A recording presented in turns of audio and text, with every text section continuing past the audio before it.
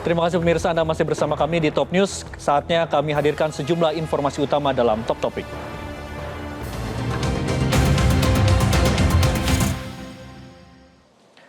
Pemirsa, kita ke Top Topik yang pertama. Militer Amerika Serikat menyerang 3 lokasi di Iran yang disebut sebagai fasilitas program nuklir Iran. Serangan tersebut dinilai bisa memicu konflik regional yang lebih luas. Donald Trump mengklaim telah menyerang fasilitas nuklir Iran di Natanz, Isfahan, dan Fordo untuk tujuan perdamaian. Namun serangan itu justru membuat kekacauan, terlebih serangan Amerika Serikat ini ilegal. Amerika bergabung dengan Zionis Israel dalam serangan ini ilegal ke wilayah kedaulatan Iran. Very much. A short time ago, the U.S. military carried out massive precision strikes on the 3 key nuclear facilities in the Iranian regime, Fordo, Natanz, and Esfahan. Everybody heard those names for years as they built this horribly destructive enterprise. Our objective was the destruction of Iran's nuclear enrichment capacity and a stop to the nuclear threat posed by the world's #1 state sponsor of terror. Tonight, I can report to the world that the strikes were a spectacular military success. Iran's key nuclear enrichment facilities have been completely and totally obliterated. Iran, the bully of the Middle East, must now make peace. If they do not, future attacks will be far greater and a lot easier.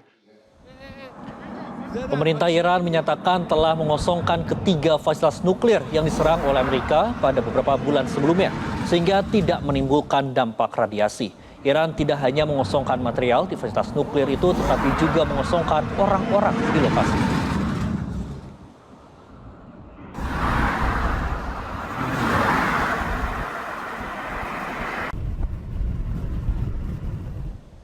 Mirsa, sirine menggema di Tel Aviv pada Minggu pagi. Iran tetap memberikan perlawanan usai menerima serangan dari Amerika Serikat.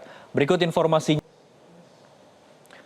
Diplomat tertinggi Iran memperingatkan Amerika Serikat bahwa negara yang dipimpin oleh Donald Trump tersebut akan menerima konsekuensinya karena Iran akan memberikan balasan. Melalui akun media sosial X, Menteri Luar Negeri Iran Abbas Araghchi menyampaikan tanggapannya atas serangan Amerika Serikat di 3 lokasi fasilitas nuklir milik Iran. Ia menyatakan sesuai dengan piagam PBB, Iran memiliki semua pilihan untuk mempertahankan kedaulatan, kepentingan, dan rakyatnya guna membela diri.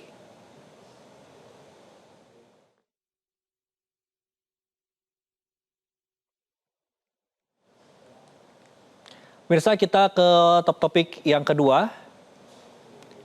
Dan kami akan mengajak Anda untuk melihat secara langsung bagaimana terkait dengan perayaan Hari Ulang Tahun Jakarta ke-498 di lapangan Banteng. Dan saat ini kita sudah terhubung dengan jurnalis Metro TV, ada Nadia Ayu Soraya. Selamat malam, Nadia. Silakan, Nadia, dengan laporan Anda.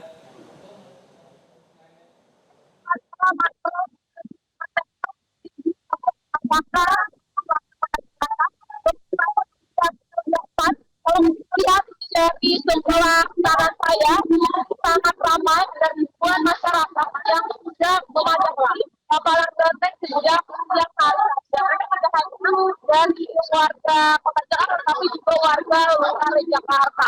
Mereka ini adalah sebagai penunjukan saja, di mana tidak hanya penunjukan seperti betul, tapi juga ada apa yang bersambung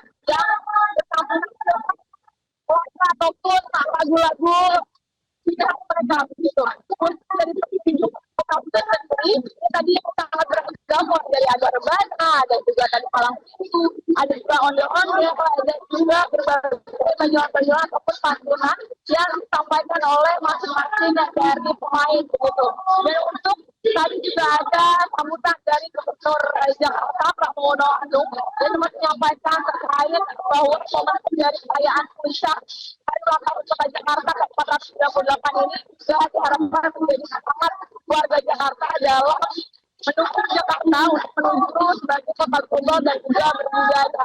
Dan juga Pramono tepat seperti dalam rangkaian perayaan Jakarta hari ini yang dimana kita mulai sejak dari pagi hari adanya upacara di kawasan Bunga dan juga adanya jamuan dengan para duta besar dari Pramono mengatakan untuk kemajuan masyarakat Jakarta bahwa dia telah melakukan pencapaian-pencapaian dalam 100 hari masa kerja sebagai gubernur Jakarta. Salah satunya adalah dengan menerapkan maupun menyediakan Jabodetabek.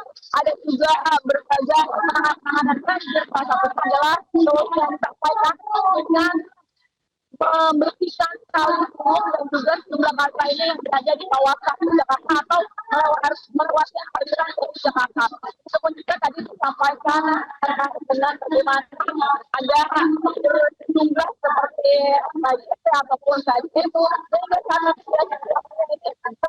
tambah jumlahnya mencapai lebih dari 71.000, sedangkan untuk KJMU ini mencapai angka 16.000.